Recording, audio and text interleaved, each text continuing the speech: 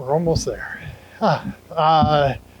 Thank you very much, Kusunaki Sensei, for inviting us to present here. Thank you, Hiromi, for all your help in making it happen. And thank you to my colleagues from New Zealand for some really excellent presentations displaying the great work happening in New Zealand. And I always enjoy occasions like this where I can travel with my colleagues and through that learn more about what they're doing, not just learning about what is happening here in Japan. So I'm going to change things up a little bit here. And I'm going to go on a deep dive into earthquakes and buildings. Up till now, we've been covering quite broad topics of disaster resilience that I think are very pertinent to the SIP program. I'm perhaps going to go into a bit more detail on one specific topic. Please bear with me, it's my engineering nature. And in some ways, we're here to talk about a smart network system. I'm going to talk about a dumb document.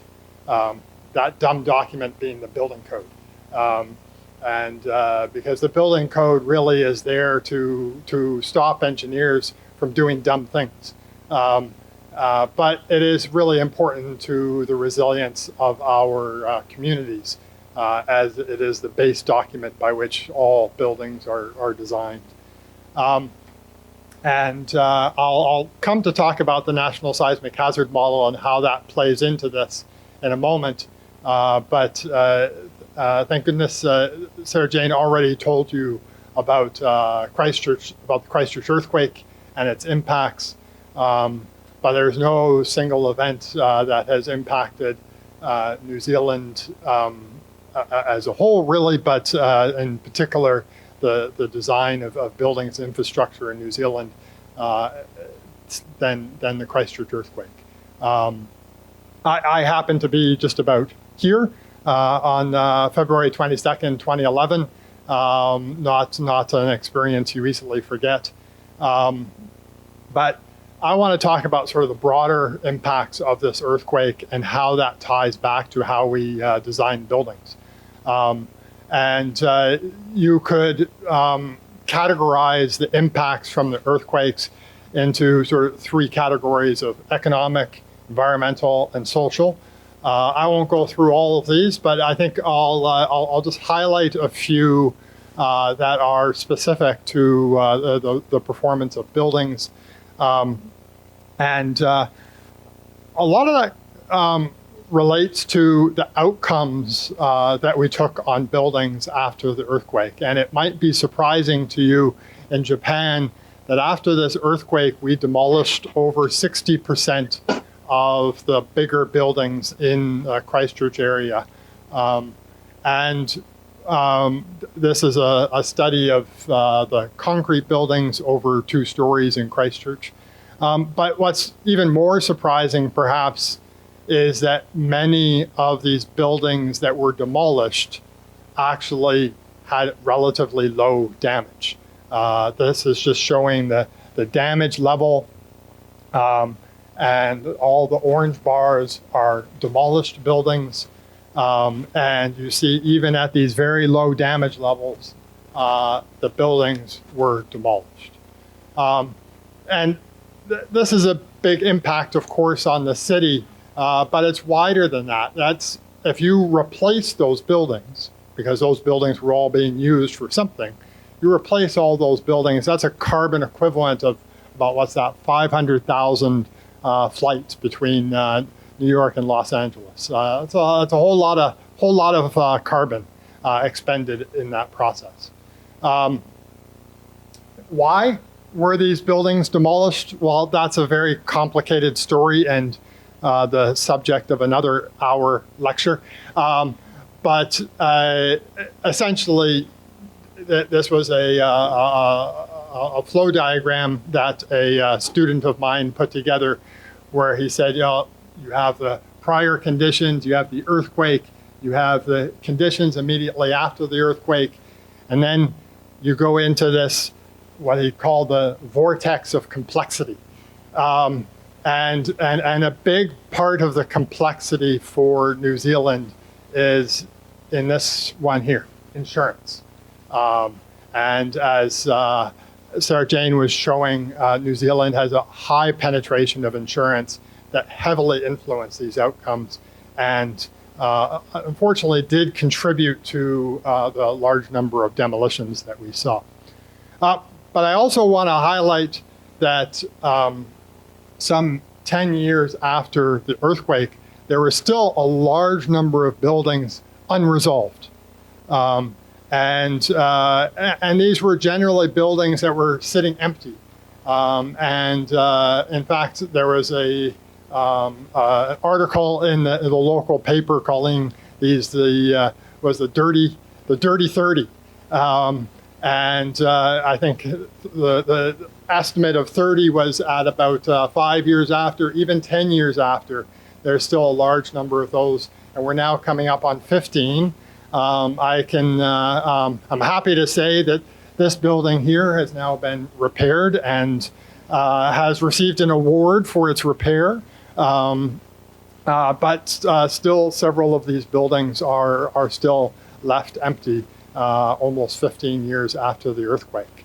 And that has a lot broader consequences than just the building itself. There's social consequences associated with that.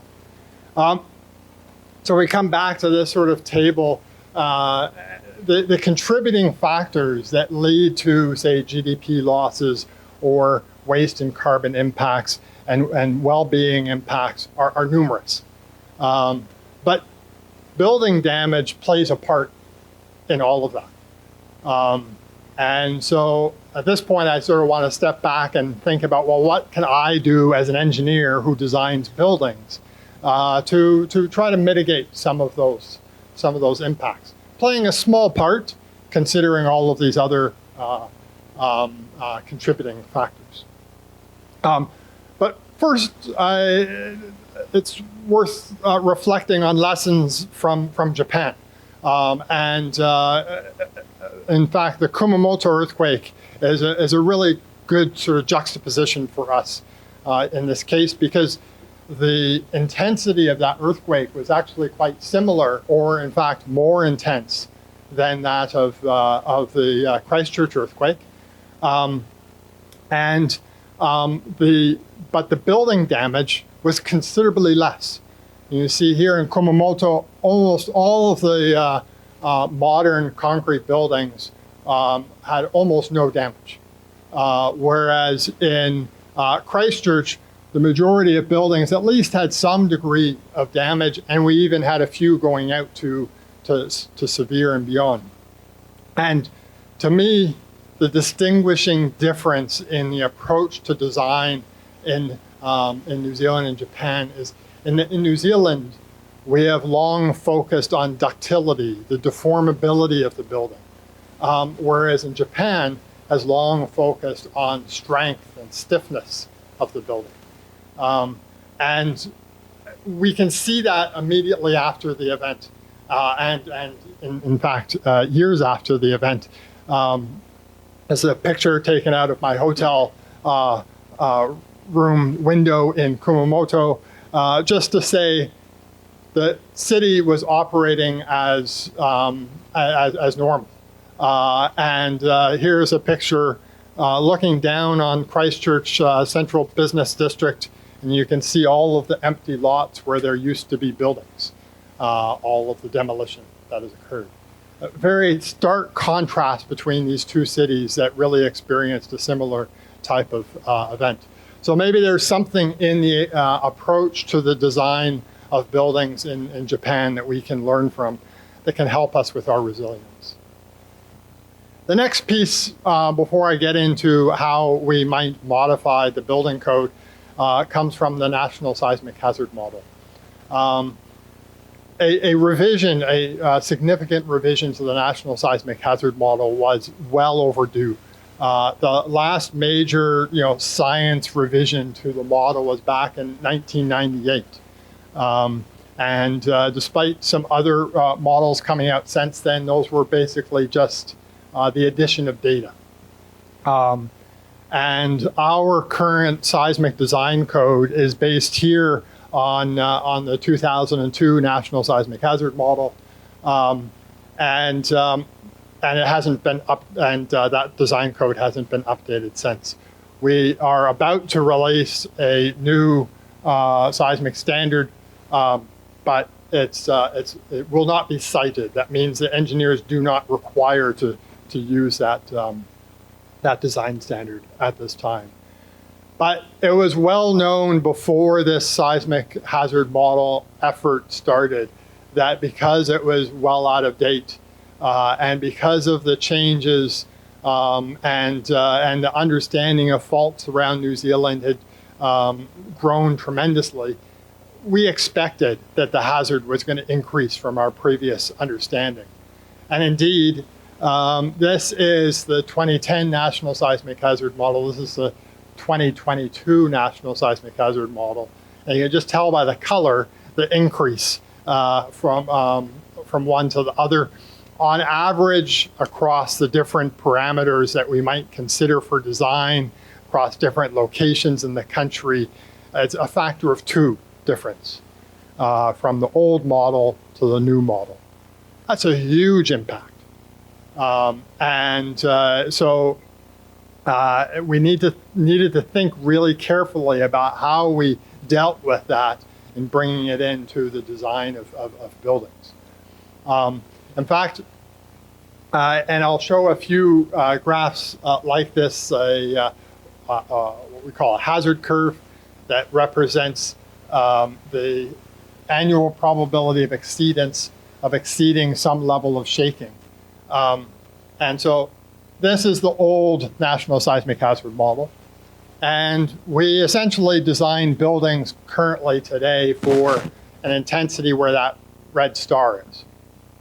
The new National Seismic Hazard Model had increases, as I said, about a factor of 2 on top of that. So then the question is, using this kind of diagram here as an illustration, do we simply increase our design forces on our buildings by that factor to bring it up to that National Seismic Hazard Model?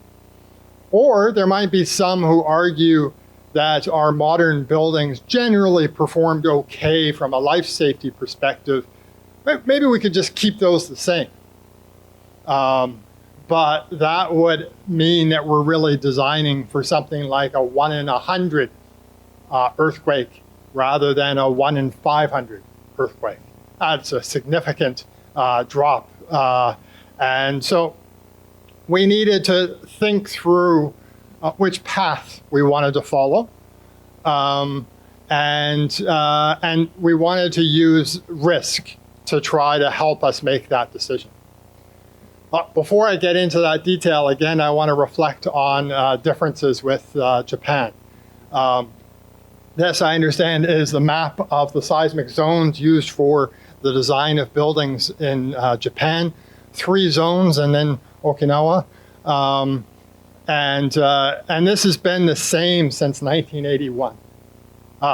I wish. We in New Zealand have had maps like this that have changed multiple times over the years. They look quite different. And in fact, when we started thinking about bringing in this new National Seismic Hazard Model, there were several of us who said, looked at Japan and thought, oh, wouldn't it be nice if we could just go to 3 zones?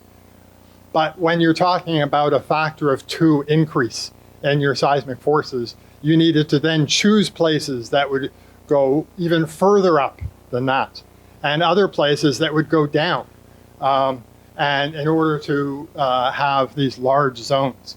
And it felt uncomfortable. So we will end up with a map, something similar to this. But for me, there's one big difference between Japan and New Zealand, and the reason why this has worked for Japan. And that is the significant earthquakes that have happened in Japan since 1981 that have shown time and time again that this design levels are about right. Whereas in New Zealand, our significant earthquakes in that same time frame are about 3. And we don't have that evidence base, that empirical evidence base to support the use of a more, a simpler system. And so as a result, we need to fall back on the science that's defining the hazard. All right, now let me move to the building code. The building code in New Zealand is a high-level document that prescribes the objectives for the design of buildings. And the 2 performance objectives I want to focus on here is to safeguard people from injury and death, and to safeguard people from loss of amenity. Amenity is maybe a bit of a strange term, but it essentially refers to building function. So the building should function after an event. And each of those objectives then leads to a different design target that we as structural engineers implement. An ultimate limit state, as we call it, and a serviceability limit state. But really, the vast majority of cases are controlled by that ultimate limit state, that 1 in 500 earthquake. So,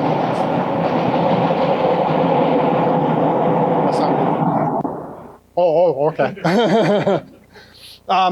So we've got these 2 performance objectives. And let's just align those with those impacts that we saw in Christchurch. For the most part, they cover off those impacts reasonably well. But there are other impacts in here around waste and carbon costs and empty buildings that perhaps are not so well covered by those 2 objectives. And maybe we need another objective in there that is related to climate change. And perhaps that's around enabling repair of buildings, so we don't have all of those demolitions post-event. So I'm going to walk through the rest of this and just work out what are how do we choose the seismic demands and the drifts that we design our buildings for to address these 3 objectives. And I have not kept track of my time. What is my? Oh, okay. Great. I can slow down. So let's start with this one, the protect life, okay?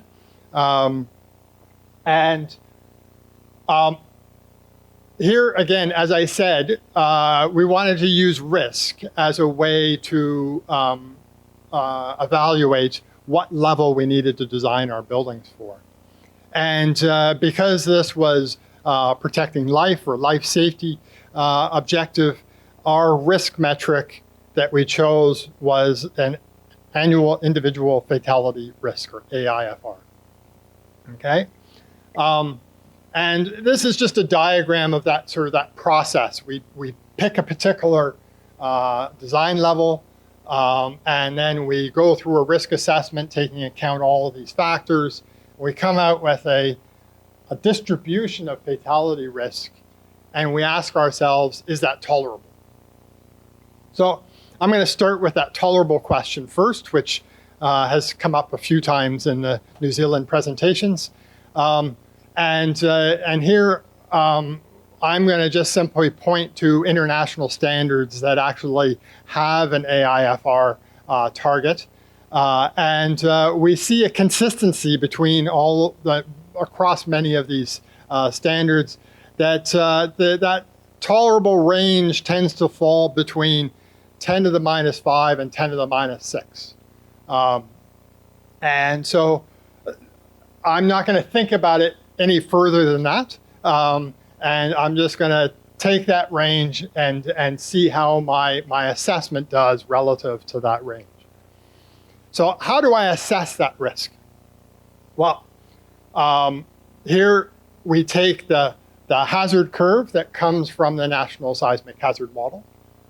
And I'm going to design a building using the 1 in 500 demand from that hazard curve, but that building may be subjected to any level of demand along this curve.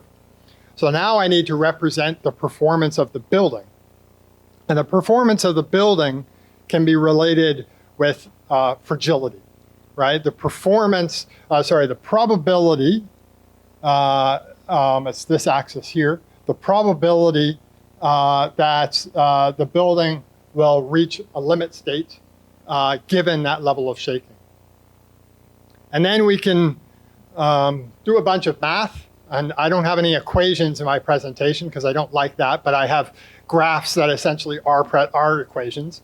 So we can do a bunch of math to combine these two to give us our risk, integrate the two together. And the next step is, what fragility should we use? And because we're interested in the fatality risk, we want to focus on the fragility or the damage to the building that contributes to those fatalities. And the vast majority of fatalities in buildings comes from a collapse. So that's the damage state that we're interested in. But I put collapse in quotes here because what I'm really talking about is bad things happening.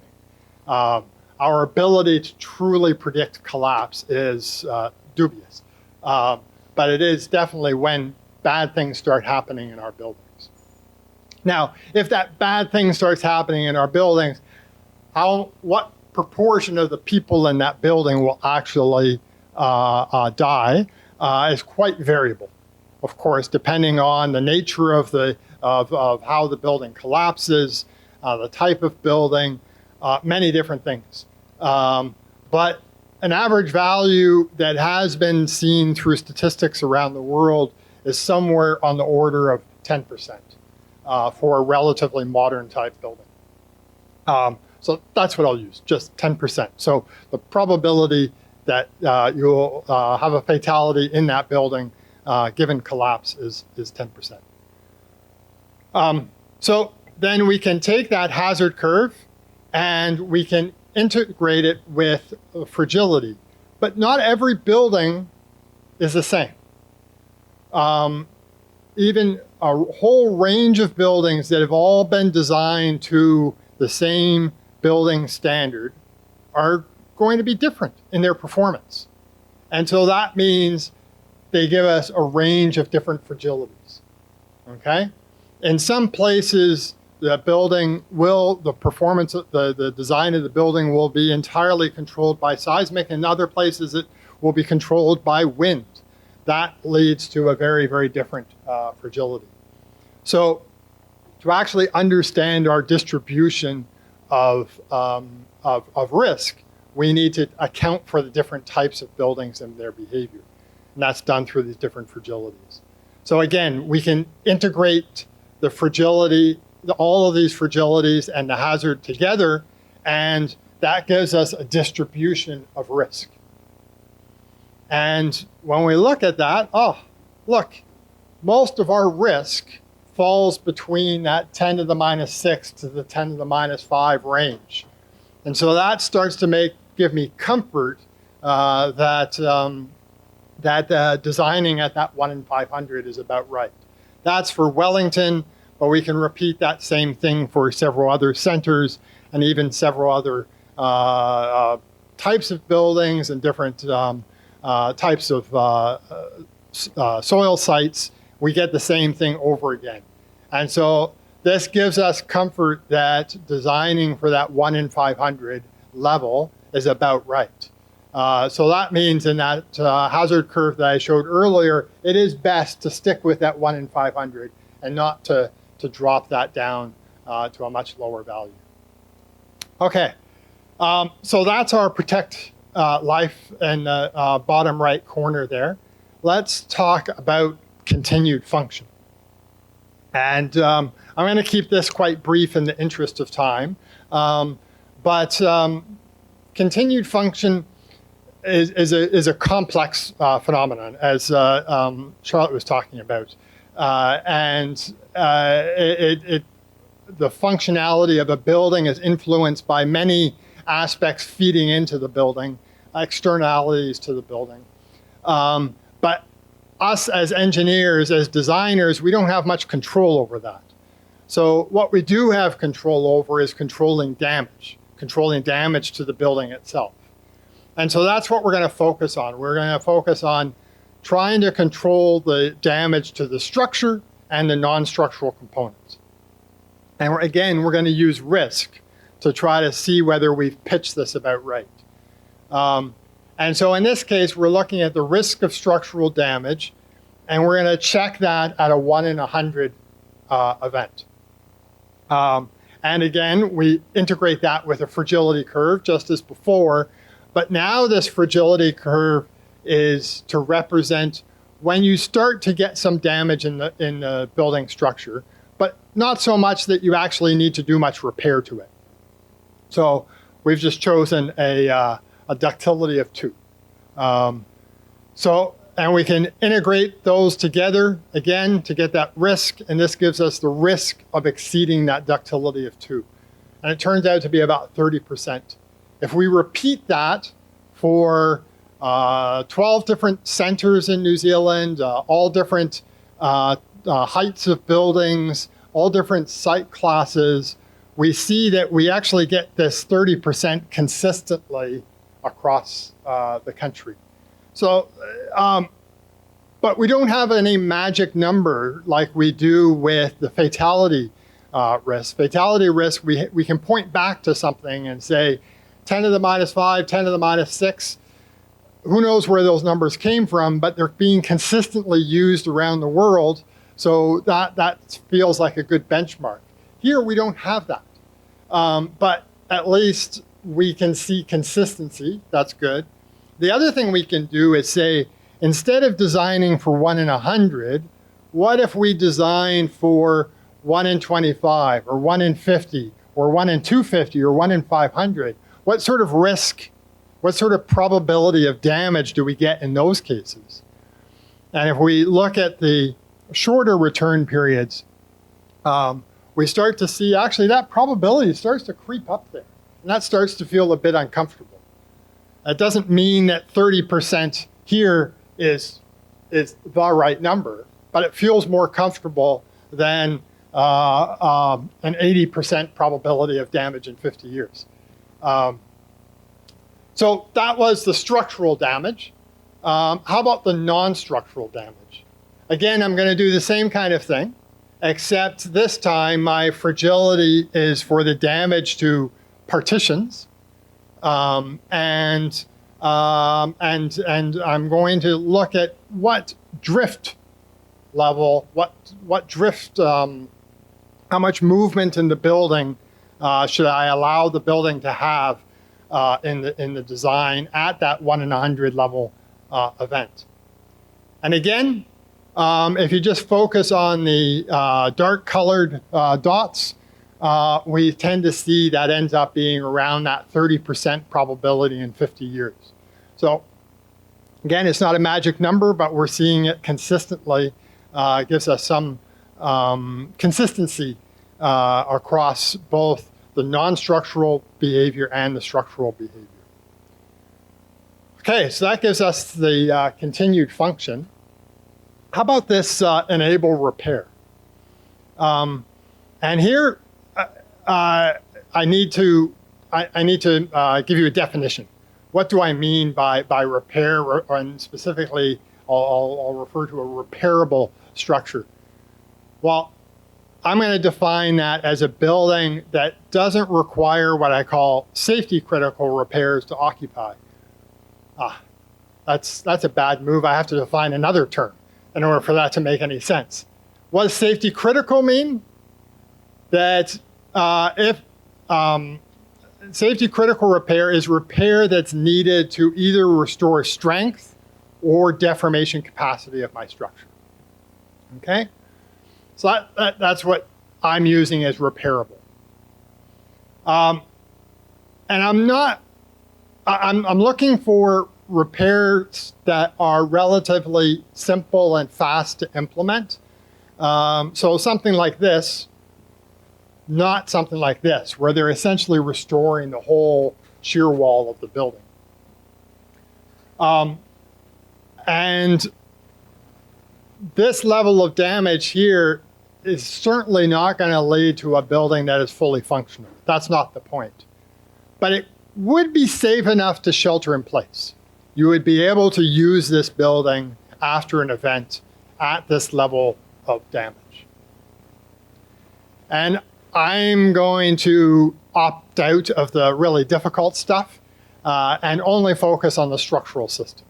Of course, for a building to be repairable, you need to think about the non-structure as well. But I'm going to focus here on the structural system. And I want to choose some limits on my components that would be appropriate for this repairable state.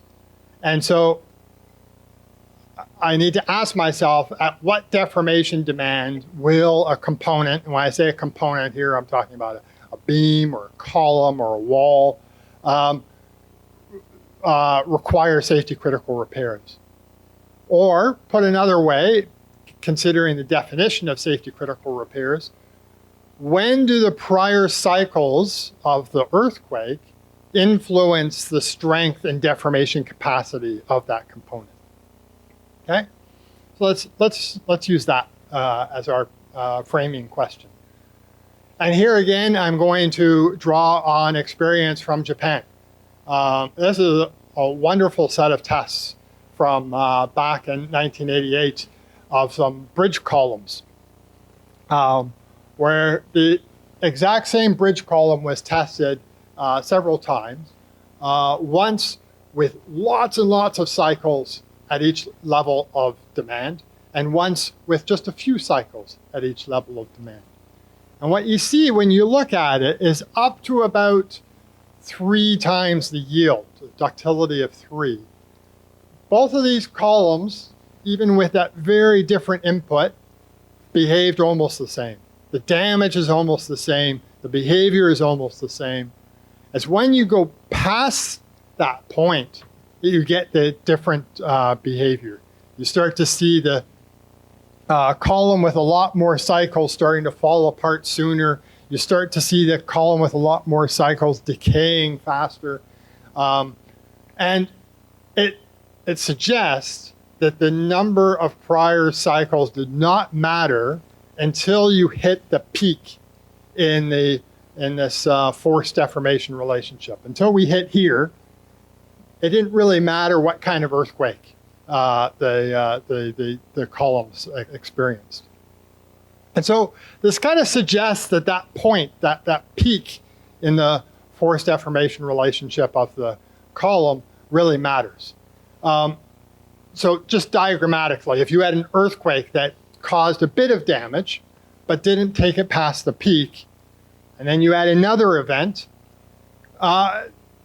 yes, the stiffness of that column has reduced, but other than that, the strength and deformation capacity have remained unchanged. So it's really only influencing our stiffness. But if we push it again further, now our strength and deformation capacity have deteriorated.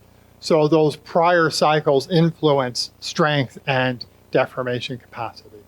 And so that suggests that if the demand in the damaging earthquake goes past this point, then safety critical repairs will be necessary. And so we could call that sort of our repairability limit. Okay? And we've thought about this, and we've looked at it with other tests data, and we've collected tests from created databases to look at this value. And it seems to be quite a useful parameter to use in defining this repairability limit. And one of the things that I like about it, is that it's not just useful for the repairability of that component, but also it has a relationship with collapse. Okay? Often in the U.S., there is an objective that a building should have a less than 10% probability of collapse in what we call a MCE, or the 1 in 2,500 earthquake. It just so happens that in this particular case, that the probability of requiring safety critical repairs is about 10% in the 1 in 500 earthquake. There's this sort of consistency of this buffer between when you need the safety critical repairs and reaching collapse. And that's really useful because if you think about these two limits, this is again sort of the response of a component. Collapse is way out here somewhere, and this repairable limit is when things start degrading back here.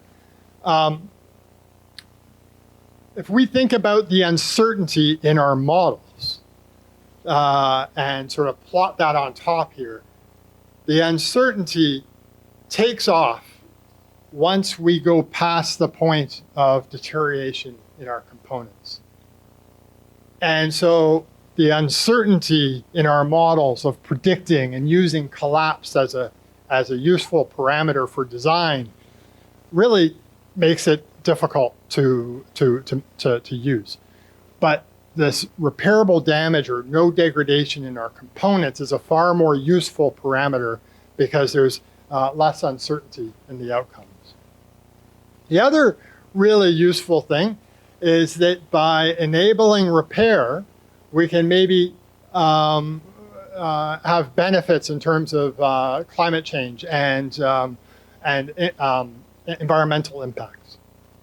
What this is showing is the probability of exceeding a certain carbon level, okay? And for a building subject to this 1 in 500 earthquake.